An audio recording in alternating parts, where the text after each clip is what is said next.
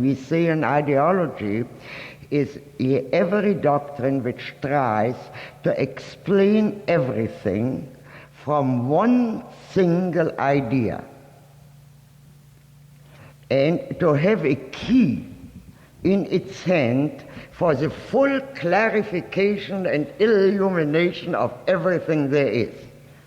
You know, that is finally the full development of ideology. The way Marx, you know, the term was first used during in France during Napoleon I. You know, he spoke of the ideologue, and then the thing slowly developed the word and the term, you know, and it was then used by Marx. Not Mannheim sharpened the use in which Marx used it, the way in which Marx used it, and then actually what it really was came to the fore only in the 30s, in the totalitarian regimes, where really ideology for the first time as such played a decisive role in the body politic. That is where it was not just used to justify this, that, or the other, you know. You could, for instance, kill the Duc d'Enghien, as Napoleon did, and then justify it or excuse it with reason of state. That was one single item, you know.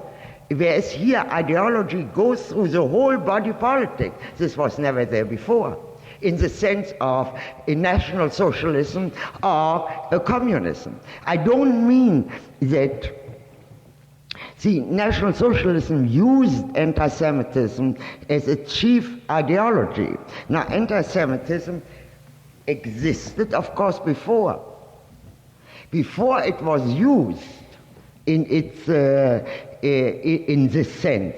So communism, socialism existed before Stalin used it.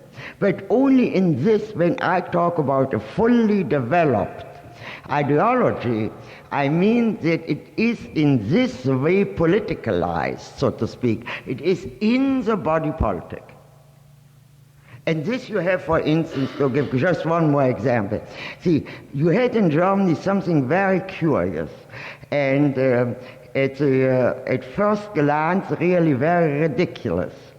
Every German, in order to say that he is a German, had to prove negatively that he was not a Jew. Now, imagine 70 million people against 500,000, and now everybody had to show his ancestors, There you have it, how ideology becomes an institution in totalitarian state, and only then do I speak of fully developed ideology.